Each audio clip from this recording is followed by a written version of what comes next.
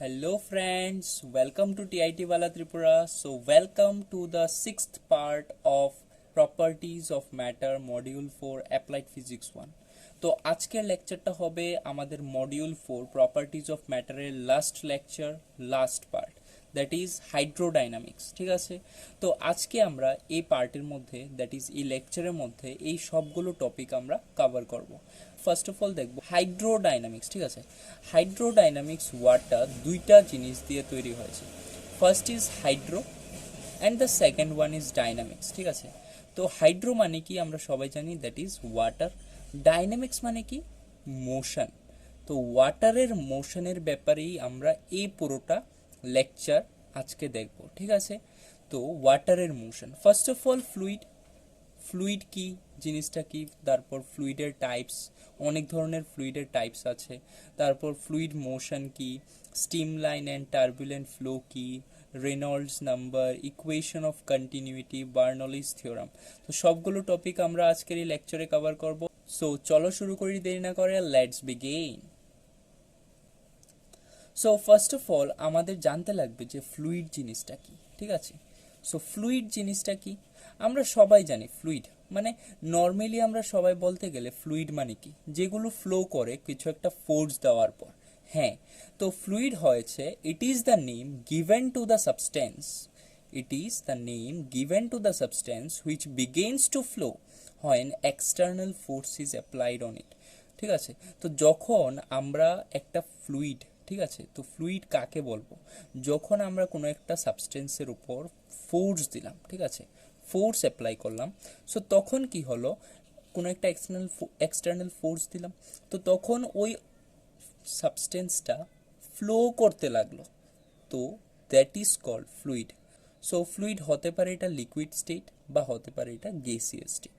ঠিক আছে, গ্যাসও হতে পারে, লিকুইডও হতে পারে। ঠিক আছে, সো ফ্লুইড কি বুঝতে পারলাম, যে কোনো একটা সাবস্টেন্স যাকে আমরা যখন এক্সটার্নাল ফোর্স অ্যাপ্লাই করি তখন সে ফ্লো করতে লাগে, তখন সে ফ্লো করতে লাগে, যখন আমরা একটা এক্সটার্নাল ফোর্স দিই তখন সে ফ্লো করতে লাগে, that is called fluid. Okay, so এবার ফ্লুইড তো বুঝতে পারলাম কি, ফ্লুইড মোশনটা কি তাহলে, তো যখন ফ্লুইড মুভমেন্ট দেখাবে মানে ফ্লো করবে তখন ওইটাকে বলবো ফ্লুইড মোশন। সো চলো দেখি যে ফ্লুইড মোশন জিনিসটা কি। ওকে, so fluid motion or fluid flow is a part of fluid mechanics, it is a part of fluid mechanics and deals with fluid dynamics। তো এটা ফ্লুইড মেকানিক্সের একটা পার্ট এবং ফ্লুইড ডাইনামিক্স, ফ্লুইড মোশনের সাথে deal করে। It involves the motion of a fluid subjected to unbalanced forces। তো কি হয়েছে, যখন আমরা কোনো লিকুইড বডির মধ্যে, সাপোজ তোমার কাছে এক গ্লাস জল আছে, ঠিক আছে, তো এটার মধ্যে কি আছে, জলে ভর্তি। তো কি হয়েছে, তুমি একটা ফোর্স দিলে জলের গ্লাসটা পড়ে গেল, তো ওয়াটারগুলি ফ্লো হয়ে গেল। ঠিক আছে, তো কি করলে, তুমি একটা এক্সটার্নাল ফোর্স দিলে যার কারণে ওয়াটার ফ্লো করতে স্টার্ট হলো, তো that is known as motion, that is fluid motion. তো it involves the motion of an fluid subjected to unbalanced force, মানে এই ফোর্সটা যে দিলাম আমরা আনব্যালেন্সড ছিল। So this motion continues as long as unbalanced forces are applied. So suppose ধরো তোমার যে জলটা পড়লো, ধরো তোমার এই সারফেসটা কিছুটা এরকম, ঠিক আছে, তো তাহলে কি হবে, তোমার সারফেসটা এরকম, তো ওয়াটারগুলি এরকম ফ্লো হতেই থাকবে। যদি সারফেসটা সোজা না হয়, এরকম হতে থাকে, ঠিক আছে, তাহলে ওয়াটারটা ফ্লো করতেই থাকবে, থামবে না। মানে কি, তাদের m g, that is acceleration due to গ্র্যাভিটির সাথে, ঠিক আছে, ওয়েটটা, তো তার জন্য তারা ফ্লো করতেই থাকবে। ঠিক আছে, দ্যাট ইজ আনব্যালেন্সড ফোর্স। তো এইটা হয়েছে ফ্লুইড মোশন। বুঝতে পারলাম কি, যখন একটা ফ্লুইডের মধ্যে আনব্যালেন্স ফোর্সেস অ্যাপ্লাই করি তখন কি করে, সে মোশনে আসে, মানে মুভমেন্ট দেখায়, ফ্লো করতে থাকে। This motion continues as long as unbalanced forces are apply. So যতক্ষণ না আমরা আনব্যালেন্সড ফোর্সগুলিকে রিমুভ করব ততক্ষণ ওইগুলি ফ্লো করতে থাকবে। তো ধরে নাও এখানে কি করলাম, আমি এখানে ব্লক করে দিলাম বা কিছু একটা, মানে প্লেন সারফেস, মানে এরকম। তো এবার দেখবে কি ওয়াটারটা কতটুকু ফ্লো করে, আর ফ্লো করবে না, কারণ তার মধ্যে কোনো আর আনব্যালেন্সড ফোর্স নেই, তো তার মোশনটা স্টপ হয়ে যাবে। বুঝতে পারলাম ফ্লুইড মোশন কি। সো আমরা দেখলাম যে ফার্স্ট অফ অল ফ্লুইড কি, তারপর দেখলাম ফ্লুইড মোশন কি।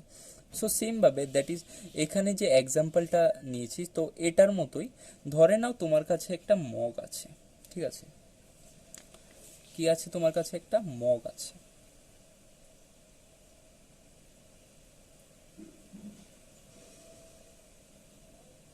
ঠিক আছে। তো এটার মধ্যে কোনো একটা লিকুইড আছে তোমার, তো তুমি কি করলে এই মগটাকে মানে ঘুরিয়ে দিলে, ঢেলে দিলে, ঠিক আছে। কি করলে, সাপোজ তোমার এখানে একটা গ্লাস আছে, ঠিক আছে, তো এই গ্লাসের মধ্যে তুমি ওয়াটারটাকে ঢালছো এরকম করে, তো ওয়াটারটা এরকম হয়ে যাবে। তো তুমি ওয়াটারটাকে এই গ্লাসটার মধ্যে ঢালছো, গ্লাসটা ভর্তি হচ্ছে, ঠিক আছে। তো ওয়াটারটাকে ঢালছো তুমি, ঠিক আছে, ওয়াটারটাকে ঢালছো গ্লাসটার মধ্যে। তো এবার কি হলো দেখো, তোমার যে এই সাইডগুলি আছে, লিপসগুলি, ঠিক আছে, তো এই সাইডে যে এখানে যে ওয়াটারগুলি, এই জায়গাতে যে ওয়াটারগুলি থাকবে, তো এটাকে ধরে নিলাম 0.1। তো মিডলে কোনোখানে একটা সাপোজ এই জায়গাতে ধরে নিলাম ওয়াটারটা, এই জায়গার যে ওয়াটারটা পড়ছে ওইটাকে ধরে নিলাম 0.2। আর যে গ্লাসে পড়ছে এখানে, এখানে একদম নিচে, এটাকে ধরে নিলাম 0.3, ঠিক আছে। তো এবার দেখো 0.1 একদম এটার মুখে, যে জায়গা থেকে জলটা পড়ছে, ঠিক আছে, জলটা পড়ছে এখান থেকে। তো এই জায়গাতে জলের স্পিডটা অনেক বেশি, তুমি যত এটাকে কাত করবে, টিল্টেড করবে, তো তত মানে যত এটাকে কাত করবে তত এটার স্পিডটা বাড়বে জলের। তো এই জায়গাতে দেখবে খুবই হাই, মানে এই জায়গাতে অনেক হাই থাকে স্পিডটা জলের। তারপর দেখবে যে মিডলে জলের স্পিডটা কম, জলের স্পিডটা কম, ঠিক আছে। তারপর জলের স্পিডটা আস্তে আস্তে কমতে থাকে। এই জায়গাতে ফাইনাল পয়েন্টে কি হয়, জলটা স্থির হয়ে যায়, তার ভেলোসিটিটা মানে জিরো হয়ে যায়, জিরো হয়ে যায়, ঠিক আছে। তো এই জায়গাতে আর নেই, তার স্পিড আর নেই, ঠিক আছে। তো এটাই হয়েছে মানে আমার ফ্লুইড মোশনটা। বুঝতে পারলাম ফ্লুইড মোশনটা কি, একদম সিম্পল জিনিস।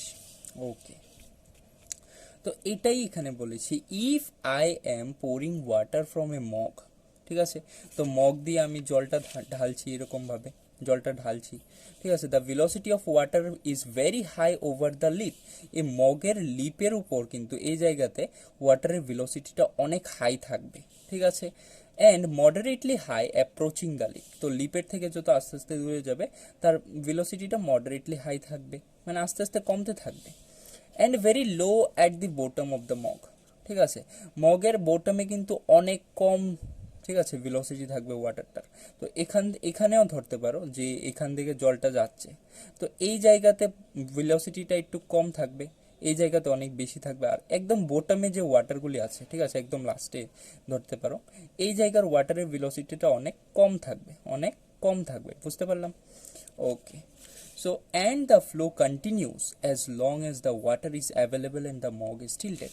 তো মগটাকে কি করব, মগটাকে যতটুক আমরা কাত করতে পারি করব, তো আর যতটুক জল অ্যাভেলেবেল থাকবে তো ততটুক বা ততক্ষণের জন্য ওয়াটারটার মোশনটা কন্টিনিউ চলতে থাকবে, কন্টিনিউ ফ্লো হতে থাকবে। তো যদি জল শেষ হয়ে যায় তো ওয়াটারের মোশন শেষ, আনব্যালেন্সড ফোর্স শেষ, মানে কি মোশনও শেষ। তো এখানেই আমরা দেখেছিলাম যে this motion continues as long as unbalanced forces are applied. তো যতক্ষণ আনব্যালেন্সড ফোর্সগুলি অ্যাপ্লাইড করানো থাকবে ততক্ষণের জন্য মোশনটা কন্টিনিউ হবে। বুঝতে পারলাম? তো আমরা এখানে দেখলাম ফ্লুইড জিনিসটা কি, ফ্লুইড মোশন জিনিসটা কি একটা এক্সাম্পল দিয়ে, ঠিক আছে। খুব ভালোভাবে বুঝে নিলাম যে ফ্লুইড মোশনটা জিনিসটা কি।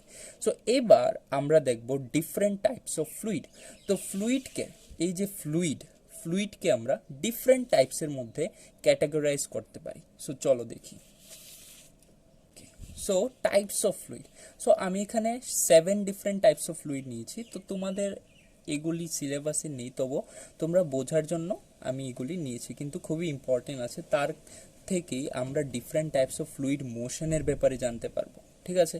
তো ফার্স্ট অফ অল আমরা যদি ফ্লুইডের ব্যাপারেই না জানি, ডিফারেন্ট টাইপস অফ ফ্লুইডই না জানি, তাহলে different types of fluid motion কিভাবে পড়তে পারবো?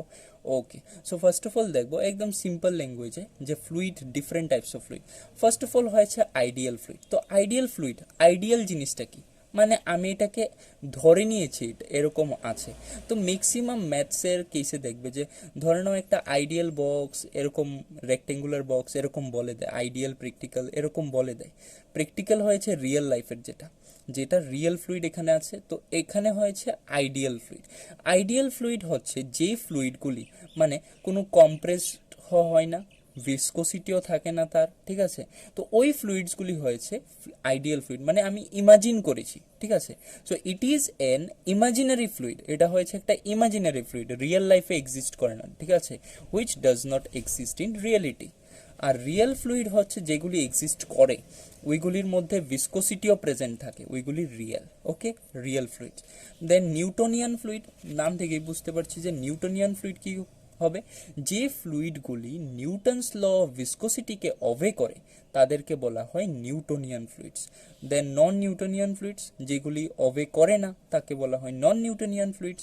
তারপর হয়েছে আইডিয়াল প্লাস্টিক ফ্লুইড। তো আইডিয়াল প্লাস্টিক ফ্লুইডটা কি, আমরা ইলাস্টিসিটির মধ্যে একটা কার্ভ দেখেছিলাম, আমরা ইলাস্টিসিটির মধ্যে একটা কার্ভ দেখেছিলাম, দ্যাট ইজ এরকমভাবে, এরকমভাবে একটা কার্ভ দেখেছিলাম, ঠিক আছে, that is stress strain curve, stress strain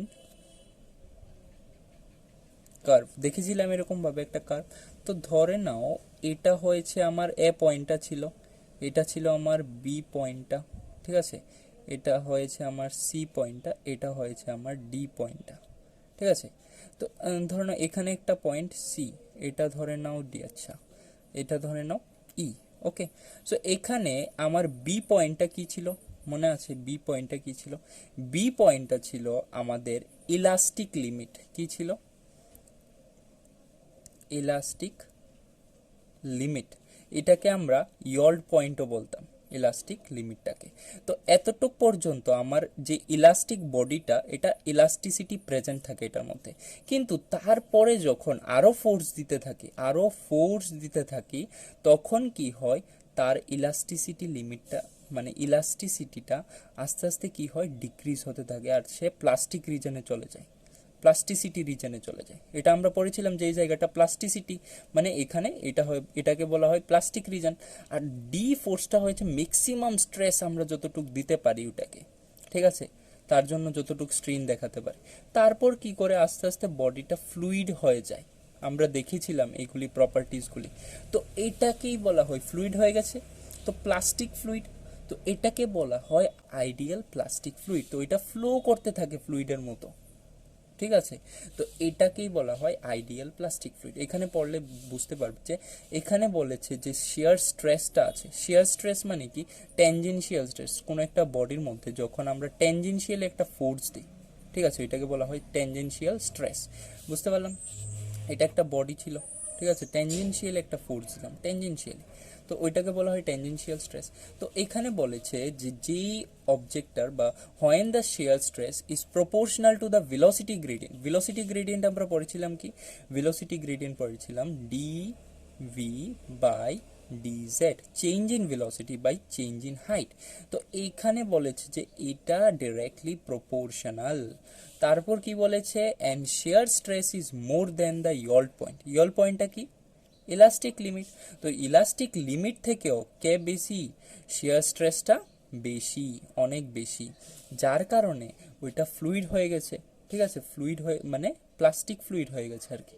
তো যার কারণে এটাকে বলা হয় আইডিয়াল প্লাস্টিক ফ্লুইড। এরকম মানে রিয়েলে এক্সিস্ট করে না আর কি। তো এটাকেই বলা হয় ideal plastic fluid. So it is known as ideal plastic fluid. Now incompressible fluid. তো ইনকম্প্রেসিবল ফ্লুইডটা কি, when the density of the fluid does not changes with the application of external force, it is known as an incompressible fluid। মানে আমি একটা ফ্লুইডের মধ্যে আমি কি করছি, external force apply করছি। তো কি করছি, এক্সটার্নাল ফোর্স অ্যাপ্লাই করছি, তো এটার মধ্যে কি হলো, কোনো চেঞ্জেস দেখায়নি ওইটার ডেন্সিটির মধ্যে। তো এটাকে বলবো আমরা ইনকম্প্রেসিবল ফ্লুইড। আর কম্প্রেসিবল ফ্লুইডটা কি হবে, তার উল্টাটা, মানে যেগুলি চেঞ্জেস দেখায় তাদের ডেন্সিটির মধ্যে যখন আমরা এক্সটার্নাল ফোর্স অ্যাপ্লাই করি, তাদেরকে বলা হয় কম্প্রেসিবল ফ্লুইড। বুঝতে পারলাম। সো এইগুলি ছিল 7টা different types of fluid. Okay, these are the types of fluid. বুঝতে পারলাম টাইপস অফ ফ্লুইডস। এবার আমরা দেখব ডিফারেন্ট টাইপস অফ ফ্লুইড দেখলাম, তো ডিফারেন্ট টাইপস অফ ফ্লুইডস যেহেতু আছে, তো ডিফারেন্ট টাইপস অফ ফ্লুইডস মোশনও থাকবে। চলো দেখি different types of fluid motion.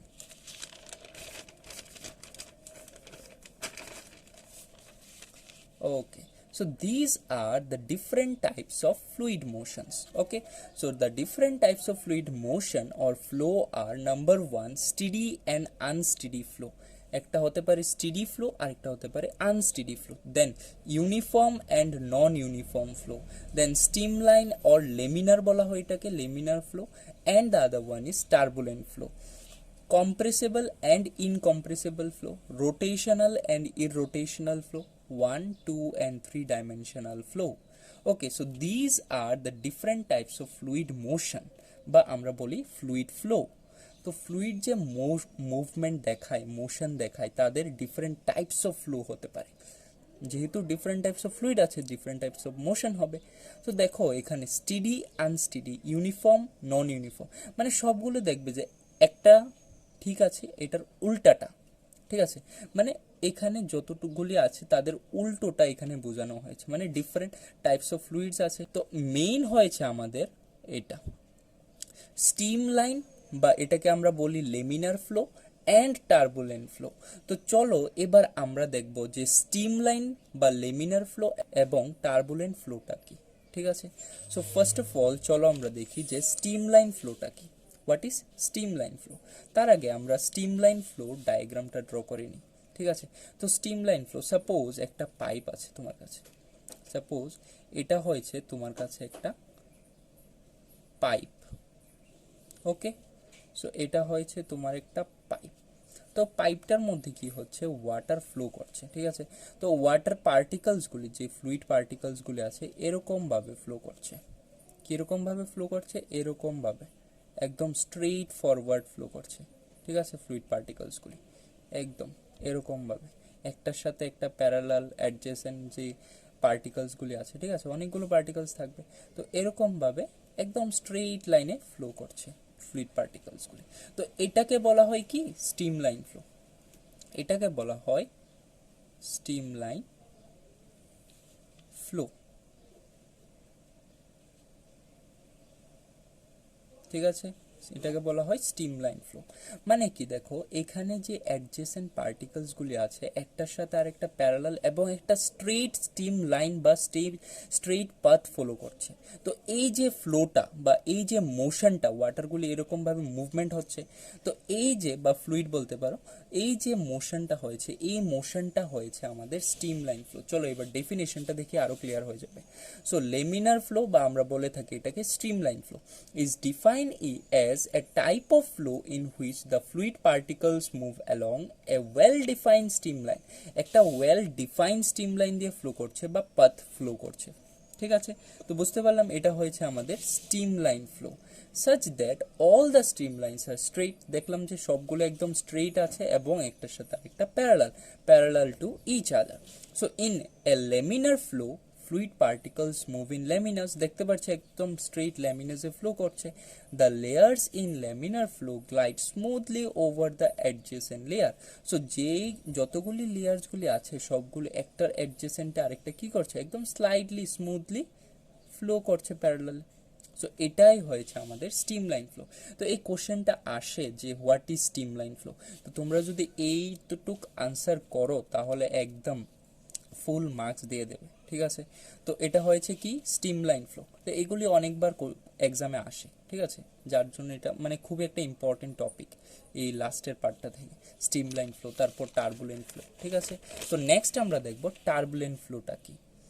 Turbulent flow, so turbulent flow আমরা কি বলেছিলাম, আমি বলেছিলাম যে এখানে যতগুলো আছে একটার অপোজিট আরেকটা বলেছিলাম। তো স্টিম লাইন বা লেমিনার ফ্লোর অপোজিটও টার্বুলেন্ট ফ্লো হবে। স্টিম লাইন কি ছিল, মানে একদম সুন্দর করে ফ্লো করছে, ঠিক আছে, একটার সাথে আরেকটা প্যারালালভাবে ফ্লো করছে, একদম স্ট্রেইট লাইন।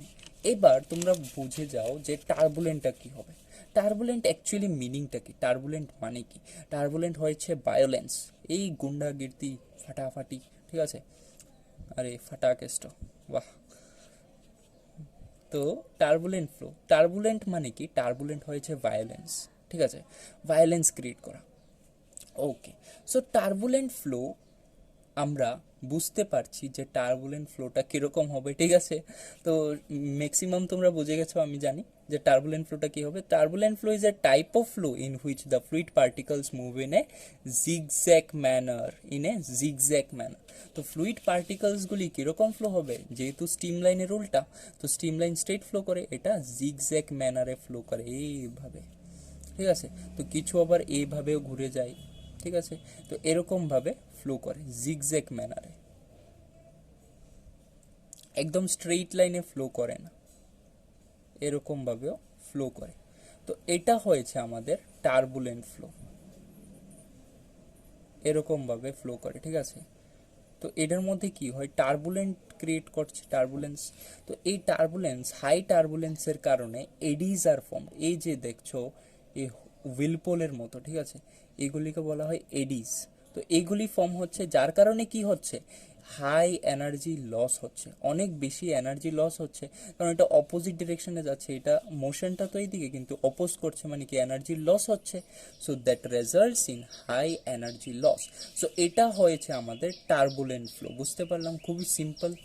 তো এবার নেক্সট দেখবো আমরা রেনল্ডস নাম্বার। তো রেনল্ডস নাম্বারটা কি? The Reynolds number helps to predict flow patterns in different fluid flow situations. তো আমরা কোনো একটা পাইপে, ঠিক আছে, কোনো একটা পাইপ আছে, তো এটা দিয়ে কি হচ্ছে, তো এটা দিয়ে ওয়াটার ফ্লো হচ্ছে, ঠিক আছে, বা কোনো একটা ফ্লুইড ফ্লো হচ্ছে।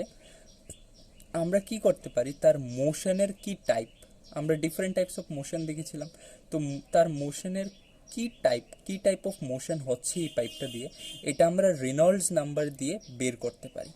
ওকে, সো রেনল্ডস নাম্বার জিনিসটা কি, it is define as the ratio of internal force to the viscous force.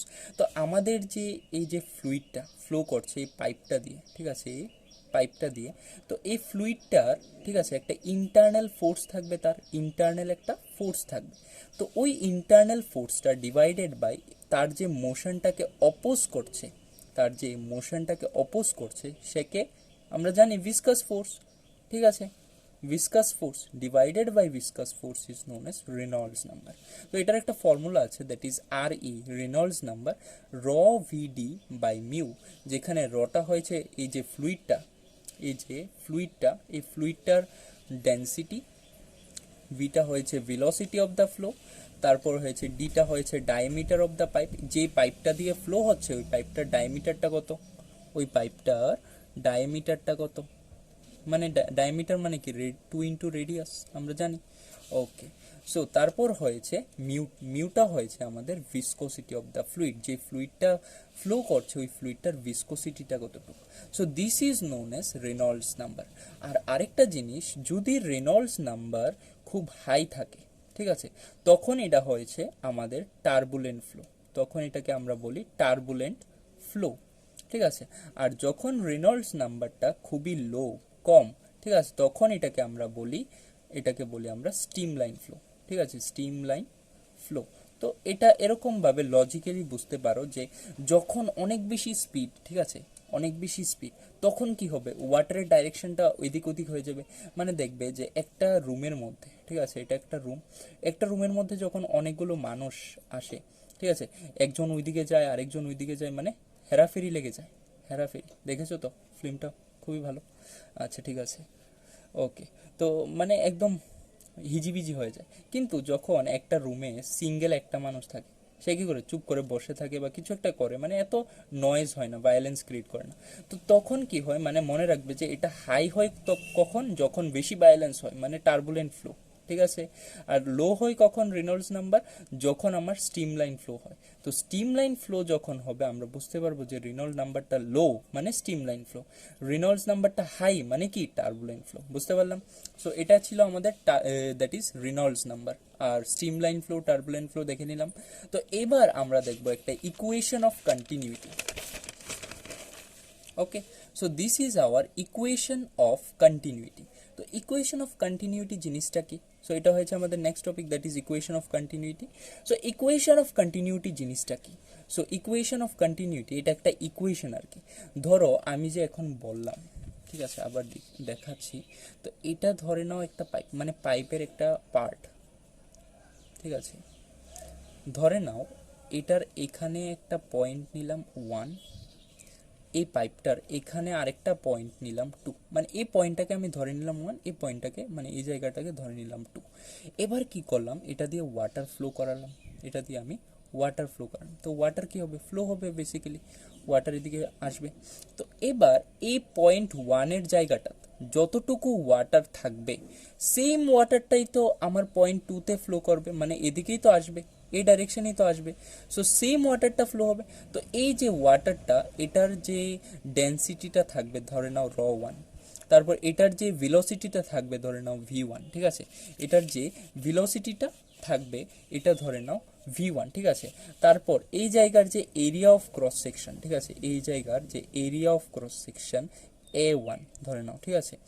ঠিক আছে, এটা হয়েছে 1, এরিয়া 1। তারপর এই জায়গাটার এরিয়াটা, ঠিক আছে। তারপর এই যে এরিয়াটা, এটাকে ধরে নাও a2, এই যে ওয়াটারটা যাচ্ছে এখান দিয়ে, এই ধরে নাও এটা ডেন্সিটি ρ2। তারপর এটার ভেলোসিটিটা ধরে নাও v2, ঠিক আছে। ডিফারেন্ট হতেই পারে, সেম ওয়াটার ফ্লো হচ্ছে। তো এখন কিছু মানুষ বলবে যে মানে দাদা সেম ওয়াটারই তো ফ্লো হচ্ছে, তাহলে এগুলি সব ডিফারেন্ট কেন হবে? হতে পারে ভাই, হতে পারে। কারণ দেখো, হতে পারে একটা পাহাড় থেকে, পাহাড়ি এলাকা থেকে এগুলি নামছে, তো হতে পারে এটা এরকম স্লাইড থাকবে, ঠিক আছে, মানে এদিকে ডাউনওয়ার্ডস থাকবে। তো তখন কি হবে, এই জায়গার ভেলোসিটিটা বেশি হবে অবভিয়াসলি, পাহাড় থেকে নামছে, তো এই জায়গার ভেলোসিটিটা বেশি হবে অবভিয়াসলি। তো তখন কি হবে, এই জায়গার থেকে ভেলোসিটিটা কম হবে, এই জায়গাটার ভেলোসিটি বেশি হবে, ঠিক আছে। তো তখন আমাদের এগুলি ডিফারেন্ট হয়ে যাবে। তো এই ইকুয়েশনটা, দ্যাট ইজ আমাদের ইকুয়েশন অফ কন্টিনিউইটি, বলেছে যে পয়েন্ট 1-এ ρ1 v1 a1 এটা ইকুয়াল টু হবে পয়েন্ট 2-র মধ্যে ρ2 v2 a2, আর এটা সব জায়গাতে সেম হবে। এটার জন্য একটা কনস্ট্যান্ট, দ্যাট ইজ সি, মানে এটা একটা constant value, that is C. এটাই বলেছে ইকুয়েশন অফ কন্টিনিউইটি। দেখো, ইকুয়েশন অফ কন্টিনিউইটি মানে এটা কন্টিনিউ চলতে থাকছে, কন্টিনিউ হতে থাকছে, দ্যাট ইজ নোন এস। এই জায়গার যদি আমি ক্রস সেকশন এরিয়া নিয়ে নিই, এই জায়গার যদি আমি একটা পয়েন্ট নিয়ে নিই 3, সেম এই জায়গাতেও আমি লিখতে পারবো যে it is equal to ρ3 v3 a3। বুঝতে পারলাম, মানে কন্টিনিউ চলতে থাকছে। এটাই হয়েছে ইকুয়েশন অফ কন্টিনিউইটি, একদম সিম্পল ল্যাঙ্গুয়েজে। So the continuity equation states that in the case of steady flow, যখন steady flow হয়, the amount of fluid flowing past one point must be same as the amount of fluid flowing past another point. তো যেই amount of ওয়াটারটা একটা point দিয়ে pass হচ্ছে, same amount of ওয়াটারটা আরেকটা point দিয়ে pass হবে। মানে কি, সেম মাস, এখানে যতটুকু মাস আছে ওইখানে ততটুকু মাস থাকবে ওয়াটারের। তো এটাই বলেছে, এটাকে আমরা বলতে পারি the mass flow rate is constant. মানে এই যে ওয়াটারের মাসটা আছে, মাস ফ্লো রেটটা ফ্লো করছে, তো মাস ফ্লো রেটটা কনস্ট্যান্ট আছে আমরা বলতে পারি, ঠিক আছে। তো এবার দেখো আরেকটা জিনিস, মোস্ট ইম্পর্টেন্ট জিনিস, that is in case of steady flow. যদি টার্বুলেন্ট ফ্লো হয়, ধিরিম ধারিম আসবে, ঠিক আছে, এরকম ভাবে যাবে, মানে উল্টা পাল্টা যেরকম ভাবে অনেক স্পিড থাকবে, তো টার্বুলেন্ট হবে, টার্বুলেন্স ক্রিয়েট হবে, হুইলপোল ক্রিয়েট হবে, যার কারণে কি এনার্জি লস তো হবেই। আর কি হবে, এগুলি কনস্ট্যান্ট থাকবে না, তখন কিন্তু এগুলি কনস্ট্যান্ট থাকবে না, শুধু only for steady flow, only for steady flow, ঠিক আছে, বুঝতে পারলাম। This is only for steady flow, valid only for steady flow, not for turbulent flow or any other flow. Okay, so এটা শুধু স্টেডি ফ্লোর জন্য valid, that is equation of continuity. তো simple একটা ইকুয়েশন ছিল। এবার লাস্ট টপিক আমাদের আজকে, that is known as Bernoulli's principle. তো এবার আমাদের আজকের last topic, that is Bernoulli's principle. Bernoulli's প্রিন্সিপালটা দেখে নেব। So in fluid dynamics, Bernoulli's principle states that an increase in the speed of the fluid occurs simultaneously with a decrease in static pressure or a decrease in the fluid's potential energy. তো কি বলেছে, বার্নৌলিস principal বলেছে যে ধরে নাও এখানে আমাদের একটা pipe আছে, ঠিক আছে, আমি এদিকে ওয়াটার দিচ্ছি, ধরে নাও আমি উল্টো দিচ্ছি, এবার উপর থেকে নিচে দিচ্ছি, তো ওয়াটারটা কি হবে, মানে আমি এই ডাইরেকশনে দিচ্ছি, এদিকে আমি ওয়াটার দিচ্ছি, এদিকেতে আসবে, ঠিক আছে। তো ওয়াটারের স্পিডটা এই জায়গাতে কি হবে, বেশি থাকবে অবভিয়াসলি, উপর থেকে নিচে পড়ছে। এবার আমি যদি নিচে থেকে উপরে দিতাম, ওয়াটারের স্পিডটা লো থাকলে হলে, তো এটাই বলেছে যখন ওয়াটারের স্পিডটা ইনক্রিজ হবে তখন কি হবে, সাইমultaneously ওইটার সাথে সাথেই আমার ওই জায়গার স্ট্যাটিক প্রেশারটা ডিক্রিজ হয়ে যাবে। আর যদি স্পিডটা রিডিউস হয়, মানে এটা ডিক্রিজ হয়, আমার স্ট্যাটিক প্রেশারটা ইনক্রিজ হয়ে যাবে। আর তার সাথে কি হবে, আমরা বলতে পারি or a decrease in the fluid's potential energy, ফ্লুইডের পটেনশিয়াল এনার্জিটাও ডিক্রিজ হয়ে যাবে। কেন? এবার আমরা মনে করে দেখো যে মডিউল 2 ফোর্স এন্ড মোশন ছিল। তো ওইখানে আমরা একটা জিনিস পড়েছিলাম, that is conservation of mechanical energy, একটা ফ্রি ফল বডির। তো একটা বলকে আমরা উপর থেকে নিচের দিকে ফেলিয়েছিলাম, ঠিক আছে, ফেলেছিলাম না উপর দিকে নিচে, তো এটা গ্রাউন্ড ছিল। তো এই জায়গাতে যে মেকানিক্যাল এনার্জিটা ছিল, এই জায়গাতে যে মেকানিক্যাল এনার্জিটা ছিল, ধরে নাও এটা 1 এটা 2, এই জায়গাতে যে মেকানিক্যাল এনার্জিটা ছিল, মেকানিক্যাল এনার্জি 3 ধরে নাও, ঠিক আছে। তো সবগুলো কি ছিল, কনস্ট্যান্ট ছিল, মানে ME1 mechanical energy 1 mechanical energy 2 is equal to mechanical energy 3। কিন্তু সব জায়গাতে কিন্তু পটেনশিয়াল এনার্জি এবং কাইনেটিক এনার্জি সেম ছিল না, বুঝতে পারলাম। তো যখন এই বডিটাকে আমি ফেলবো, এখনো ফেলিনি, তো ওই জায়গাতে পটেনশিয়াল এনার্জি ছিল এম জি, ধরে নাও এটার জি মাস হয়েছে এম, আর এই জায়গার হাইটটা হয়েছে এইচ, তো এম জি এইচ। কিন্তু কাইনেটিক এনার্জি জিরো, কারণ ভেলোসিটি কি জিরো, এখানে এটা স্ট্যান্ড স্টিল পজিশনে আছে, মানে রেস্টে আছে। ভেলোসিটি জিরো মানে কি, কাইনেটিক এনার্জি আমরা জানি that is half M V square. Velocity zero মানে পুরোটা জিরো। কিন্তু এই জায়গাতে বডিটার ভেলোসিটি আছে, কিছু ভেলোসিটি থাকবে, ডিস্টেন্সও কিছু আছে, মানে কি পটেনশিয়াল এনার্জিও থাকবে। তো এই জায়গাতে পটেনশিয়াল এনার্জিও আছে প্লাস কাইনেটিক এনার্জিও আছে, বুঝতে পারলাম। কিন্তু এই জায়গাতে পটেনশিয়াল এনার্জি এক ফোঁটাও নেই, সরি কি বলছি, এই জায়গাতে পটেনশিয়াল এনার্জি আছে কিন্তু কাইনেটিক এনার্জি নেই, কারণ এই জায়গাতে ভেলোসিটিটা কি জিরো, মানে কাইনেটিক এনার্জি এই জায়গাতে নেই, শুধু পটেনশিয়াল এনার্জি আছে। এবার থার্ড কেসটা দেখো, কিন্তু দেখতে পাচ্ছি কি সবগুলোতে মেকানিক্যাল এনার্জি কি কনস্ট্যান্ট, মানে সেম। কিভাবে হলো, তো দেখতে পাচ্ছি যে থার্ড পয়েন্টটাতে তখন কিন্তু আমার কাইনেটিক এনার্জি আবার, ঠিক আছে, তখন কিন্তু আবার কাইনেটিক এনার্জি থাকবে, পটেনশিয়াল এনার্জি থাকবে না। কারণ আমার বলটা কি হয়েছে, হাইটটা একদম রিডিউস হয়ে গেছে, নেগলিজেবল হয়ে গেছে। হাইট যদি রিডিউস হয়ে যায় মানে জিরো, তখন পটেনশিয়াল এনার্জি জিরো হয়ে যাবে, কিন্তু কাইনেটিক এনার্জি তো আছে, কাইনেটিক এনার্জি থাকবে। তো এটাই বলেছে, মানে প্রতিটা স্টেটে kinetic energy potential energy different. আর মেকানিক্যাল এনার্জিটা কি ছিল, mechanical energy kinetic energy plus potential energy ছিল। তো যে জায়গাতে পটেনশিয়াল এনার্জি ছিল না, কাইনেটিক এনার্জি কভার দিচ্ছে, যে জায়গাতে কাইনেটিক এনার্জি ছিল না, পটেনশিয়াল এনার্জি কভার দিচ্ছে। আবার কিছু জায়গাতে এই জায়গাতে কি করছে, কাইনেটিক এনার্জিও আছে, পটেনশিয়াল এনার্জিও আছে, কিন্তু ভাই মেকানিক্যাল এনার্জিটা কনস্ট্যান্ট রয়েছে, এই জায়গাতেও সেম রয়েছে। কিভাবে হলো, that is known age conservation of mechanical energy. Same ভাবে তো তখন কাইনেটিক এনার্জি ডিক্রিজ হচ্ছে, তো পটেনশিয়াল এনার্জি ইনক্রিজ হয়ে যাচ্ছে, ঠিক আছে। কাইনেটিক এনার্জি ডিক্রিজ হয়ে যাচ্ছে, পটেনশিয়াল এনার্জি ইনক্রিজ হয়ে যাচ্ছে, আবার পটেনশিয়াল এনার্জি ডিক্রিজ হয়ে যাচ্ছে, কাইনেটিক এনার্জি ইনক্রিজ হয়ে যাচ্ছে, এরকম ভাবে ব্যালেন্স করে দিচ্ছে মেকানিক্যাল এনার্জিটাকে। সেম ভাবে যখন স্পিডটা ইনক্রিজ হয় ফ্লুইডের, তখন তার পটেনশিয়াল এনার্জিটা ডিক্রিজ হচ্ছে, মানে কি তার কাইনেটিক এনার্জিটা ইনক্রিজ হচ্ছে। তো এখানে এটাই বলা হয়েছে, that is increase in the speed of the fluid occurs simultaneously with a decrease in static pressure। তো স্পিডটা ইনক্রিজ হচ্ছে মানে কি কাইনেটিক এনার্জি ইনক্রিজ হচ্ছে। কিভাবে এবার তোমরা বলবে স্পিড এনে ইনক্রিজ হচ্ছে, দাদা স্পিড এনে ইনক্রিজ হচ্ছে, কাইনেটিক এনার্জি কিভাবে ইনক্রিজ হচ্ছে? আরে ভাই কাইনেটিক এনার্জি মানে কি হাফ এম ভি স্কোয়ার, তো ভিটা ইনক্রিজ হচ্ছে না, ভিটা ইনক্রিজ হচ্ছে মানে কি পুরো কাইনেটিক এনার্জিটাও তো ইনক্রিজ হচ্ছে। তো এটাই তো কাইনেটিক এনার্জি ইনক্রিজ হচ্ছে মানে কি পটেনশিয়াল এনার্জি কি হবে, ডিক্রিজ হবে অবভিয়াসলি, কারণ আমরা কনজারভেশন অফ মেকানিক্যাল এনার্জিতে দেখেছি কাইনেটিক এনার্জি ইনক্রিজ হচ্ছে মানে কি পটেনশিয়াল এনার্জি ডিক্রিজ হবে।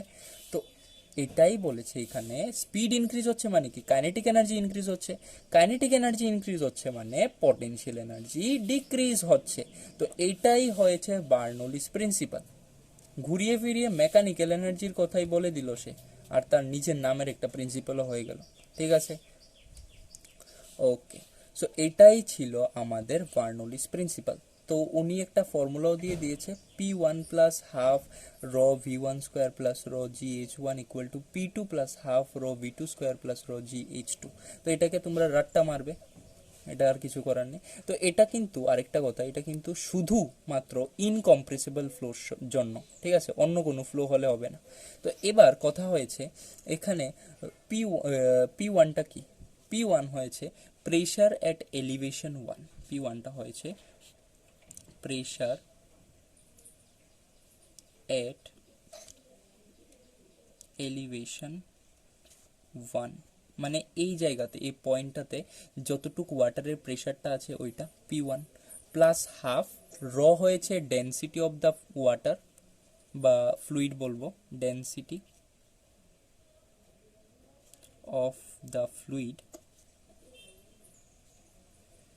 ঠিক আছে, ফ্লুইডের ডেন্সিটি।